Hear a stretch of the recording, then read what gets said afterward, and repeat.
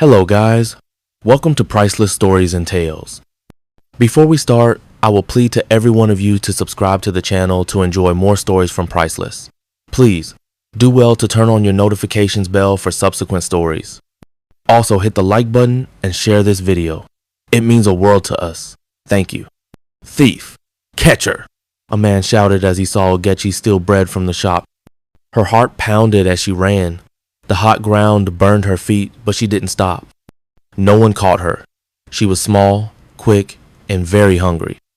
Breathing hard, Ogechi hid behind a wall. She broke the bread in half. "I will eat half now, save the rest for tomorrow," she whispered. She put one half in her bag and ate the other fast. "Being hungry is so hard," she said, sitting on a stone, tears in her eyes. Her name was Ogechi. Her mother died when she was only 1 year old.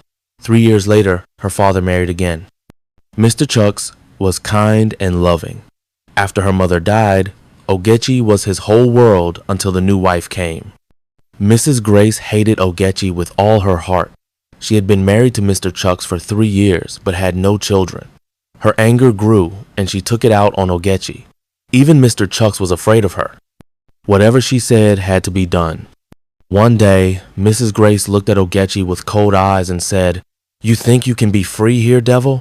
I know you locked my womb. You evil child. You will never find peace." Ogechi said nothing. Her lips trembled, but she held back tears. Mr. Chucks was a butcher. Every day he brought home fresh meat for the family. But Mrs. Grace never gave Ogechi any. Her stomach ached many nights. One morning, Mrs. Grace woke Ogechi roughly. "Get up," she barked. "Go fetch water and fill the gallons." Ogechi did as she was told, her heart heavy. "Then go to the market and buy food," Mrs. Grace added. "Take care of your father's clothes and mine. Wear those until I say otherwise." She handed her some clothes which can only be worn by homeless people. Ogechi's eyes filled with tears. She whispered, "Why do you hate me so much?" Mrs. Grace sneered, "Because you are a curse in this house. Never forget that." That night, on her bed, Ogechi sat alone. "Mother," she whispered, "if you can hear me, please give me strength. I am so tired." Soft footsteps came behind her. "Child, you are stronger than you know," Mr. Chuck said gently. "Don't let her words break your spirit." Ogechi looked up. Hope glimmered in her eyes.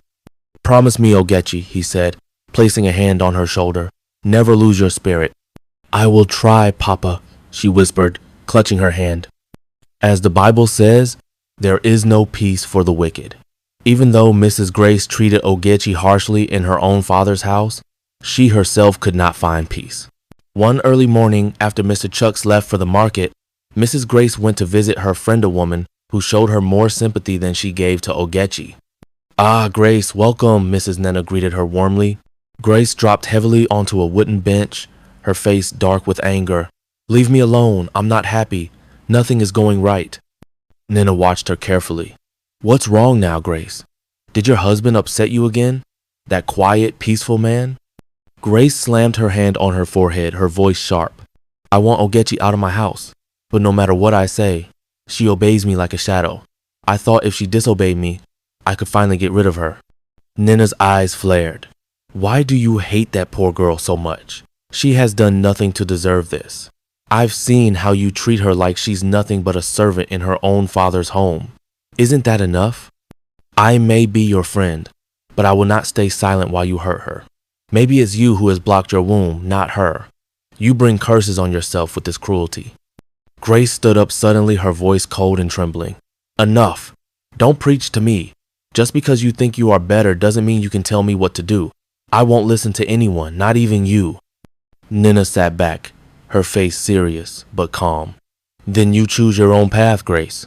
But remember, what you sow, you will reap." That night, Mrs. Grace lay awake in bed. Sleep would not come. Her mind was full of anger and dark thoughts about Ogechi. "What can I do to get rid of that girl?" she whispered to herself. She thought about accusing Ogechi of stealing from the cooking pot. But then she remembered Ogechi had never stolen anything from the house for even 1 day, and her father would never believe a lie like that. Then another idea came to her. What if I tell her father that she has a boyfriend? That's why she always comes back late from errands, she muttered. But no, her father knew Ogechi too well. He would never believe such a story. Suddenly, her eyes lit up. Yes, I know what to do, she said quietly. I will send Ogechi to the market with money. Then, I will send some boys to beat her and take the money from her. That will make father speechless and I will be in charge. A cruel smile spread across her face. This plan will work, she said, her voice cold. The next morning, Mrs. Grace called Ogechi loudly from the kitchen. Get up, I have an errand for you. Ogechi wiped the sleep from her eyes and obeyed quietly. Mrs. Grace handed her some money. Go to the market and buy these things. And don't be late coming back. Ogechi took the list and the money, careful not to drop them. As she left the house, her heart was heavy. The pain she felt at home made her walk quietly, her mind lost in sorrow and fear. She was not really thinking. She was just moving. That was when the two rough boys appeared, stepping out from behind a stall. Give us the money, one said roughly. Ogechi was shocked.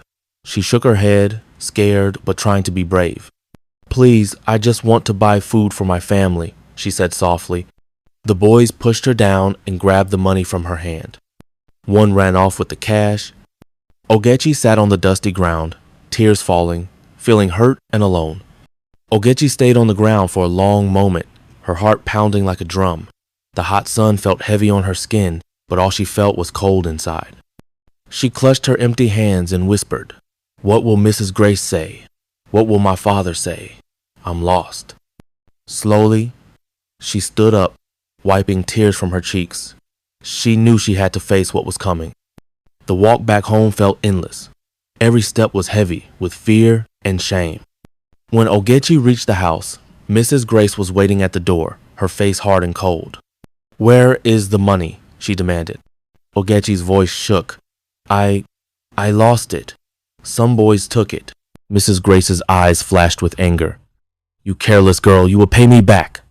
This is all your fault. Ogechi's chest tightened, but she said nothing, only bowed her head. Just then, Mr. Chooks came home and saw the scene. He looked at Ogechi, then at Grace. Enough, he said quietly but firmly. We will find a way. This is not her fault. Mrs. Grace turned away, angry but silent. Ogechi felt a small hope inside her heart. Her father believed her. The next morning, just after Mr. Chooks left for work, Mrs. Grace called Ogechi with a cold voice. Go and find that money. 10,000 naira is not small. Make sure you bring it back before you come home. Ogechi's heart sank. Mrs. Grace's eyes were sharp as she continued.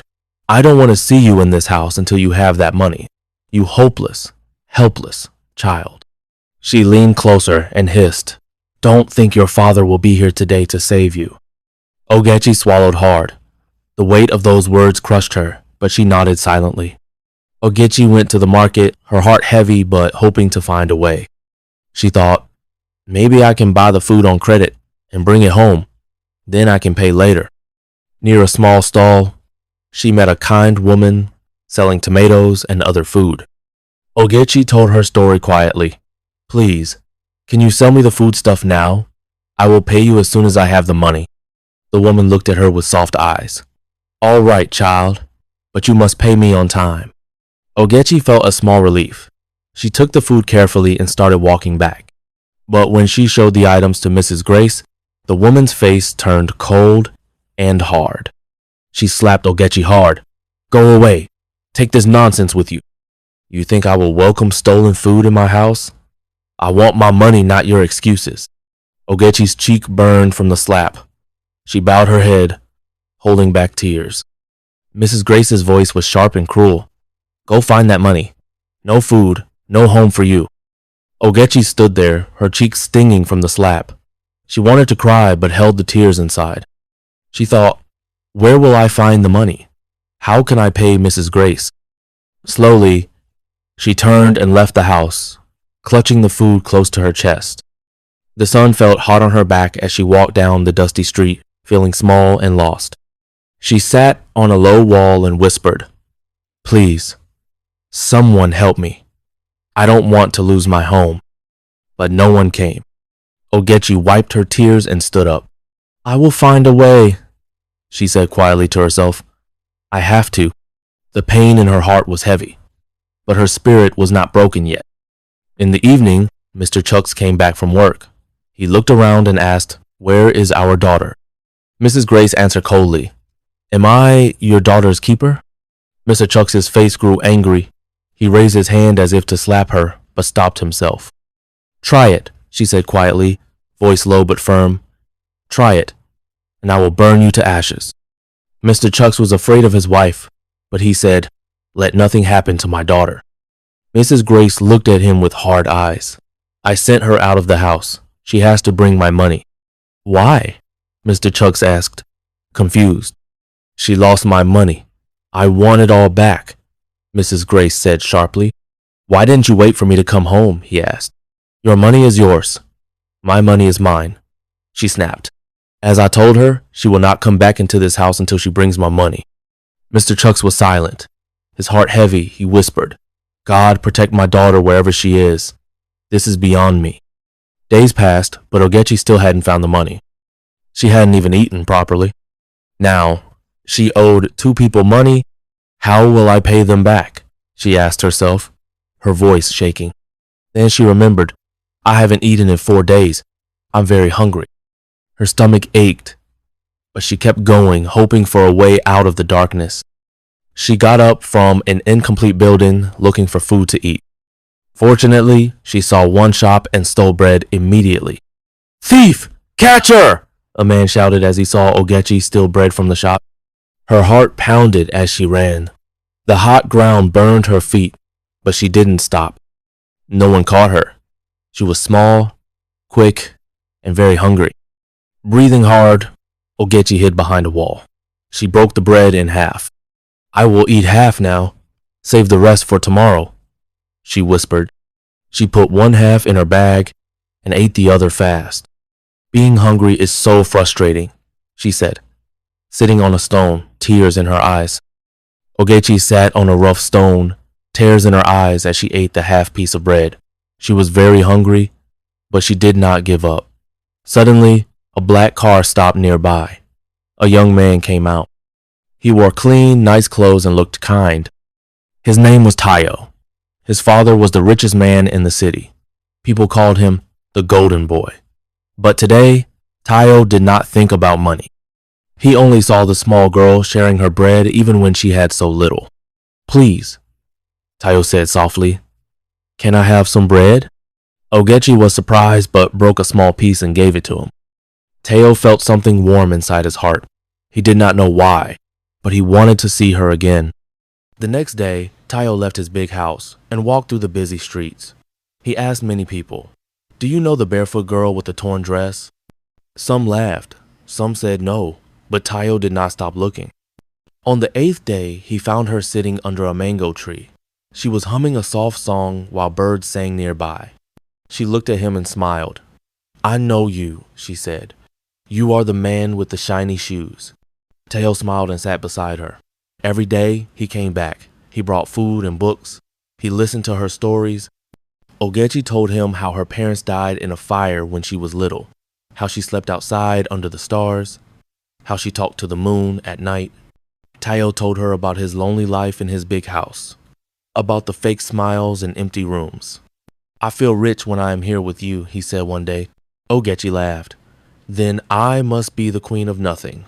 Tayo looked at her and said, "Number, you are more than a queen." Days passed and Tayo and Ogechi grew closer. They shared stories, dreams, and laughter under the mango tree. Tayo learned how brave and strong Ogechi was, even though life had been very hard for her.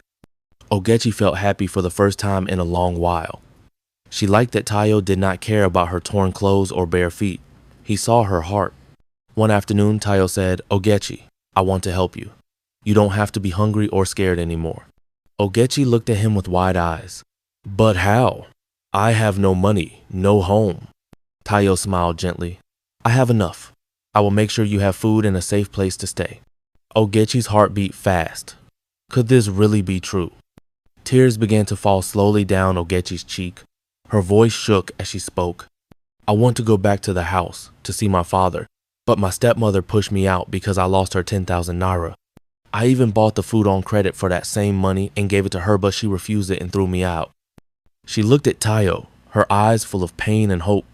If you really care about me, please come with me to the house. Pay her back the money. After that, I will take you to the woman I bought food from on credit. You can pay her too. Ogechi took a deep breath, then added quietly, even if you don't do anything else for me, I will be happy.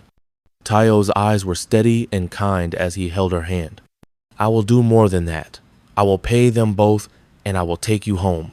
You deserve to live a better life. Your stepmother is cruel, and she does not know how lucky she is to have you. The next day, Tayo and Ogechi walked quietly through the busy streets. Ogechi's heart was full of worry and hope all at once. She held tightly to Tayo's hand, feeling safe for the first time in a long while. When they reached the house, Mrs. Grace was waiting, her face dark and angry. She looked at Tayo with surprise, but said nothing. Tayo stepped forward and took out a thick envelope. He handed it to Mrs. Grace without fear. This is 100,000 naira, he said firmly, for the money Ogechi lost. Mrs. Grace's eyes narrowed as she took the money. For a moment, no one spoke. Then Tayo turned to Ogechi. Now, take me to the woman you bought food from. Ogechi led him to the small stall where the kind tomato seller waited. Tayo gave her another thick envelope. This is 100,000 naira for you, he said kindly. The woman smiled warmly. Thank you, young man. You have done a good thing. Ogechi felt tears of relief and happiness well up in her eyes. Tayo looked at her and smiled gently. This is only the beginning, Ogechi. Things will get better. She smiled back, hope growing stronger inside her. After paying the money, Tayo took Ogechi's hand and led her back to the house.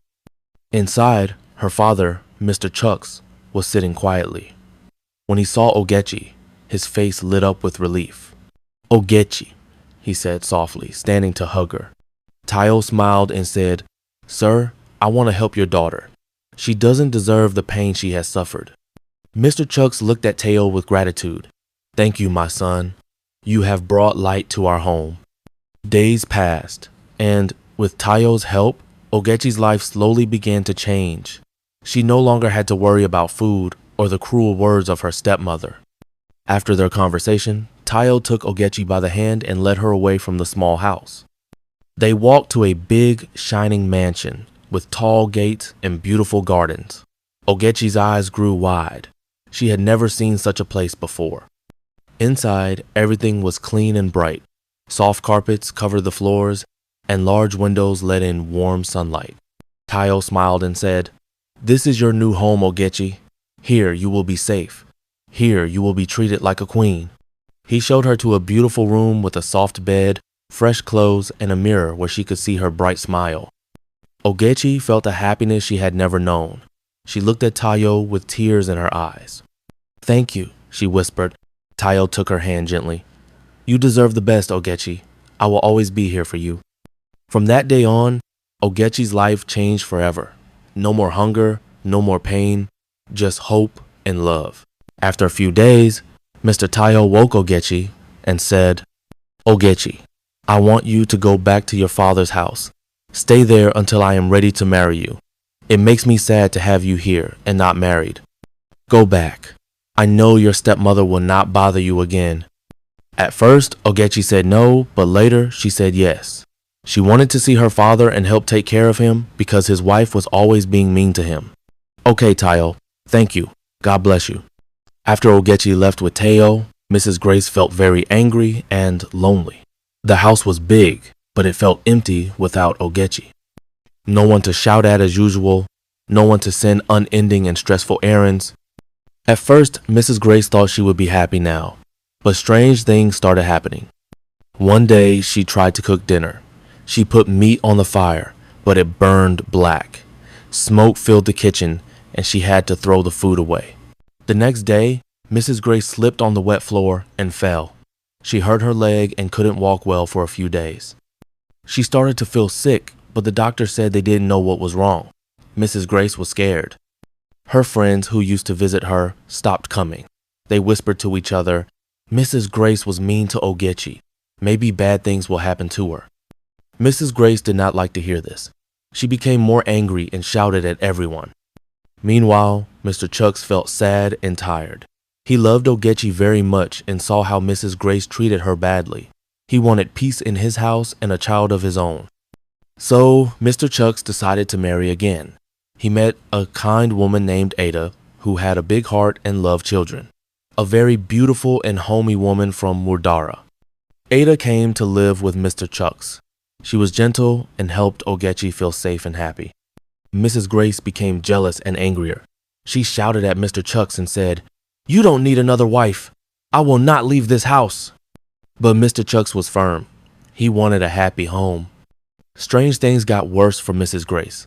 One night, the lights went out in the whole house. Mrs. Grace was alone and cold. Suddenly, she heard a voice in her mind, soft but strong.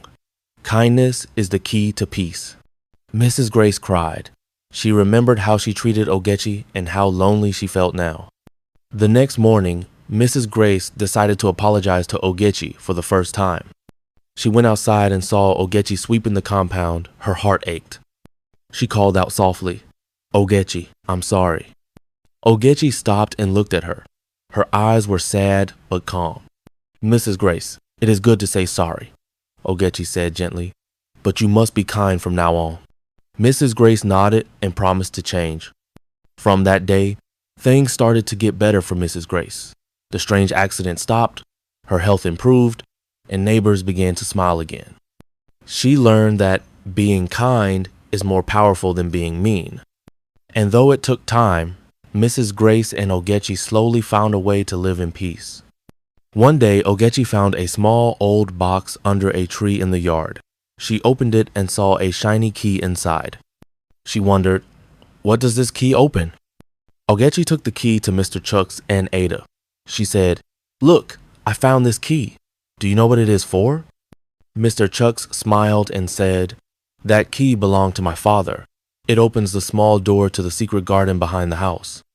Ada's eyes got big. "A secret garden? Let's go see." Together, they went to the back of the house. Ogechi put the key in the lock and the door creaked open. Inside was a beautiful garden full of colorful flowers, butterflies, and a small pond with fish. Ogechi laughed. "It's like magic." Mrs. Grace, who was watching from the window, felt something change inside her. She quietly walked outside and joined them. "I want to see this garden too," she said softly. They all spent the afternoon in the secret garden. Mrs. Grace smiled and said, "Maybe this is a new start for us." Ogechi nodded. "Yes, if we are kind and help each other, our home can be happy." From that day, the garden became a place where they all met, talked, and shared good times. And the house was never empty or lonely again. Then Mr. Chucks, Ada, and Ogechi lived happily, building a family full of love. Mr. Chucks Noe looks younger than his age. Who said love is not a beautiful thing?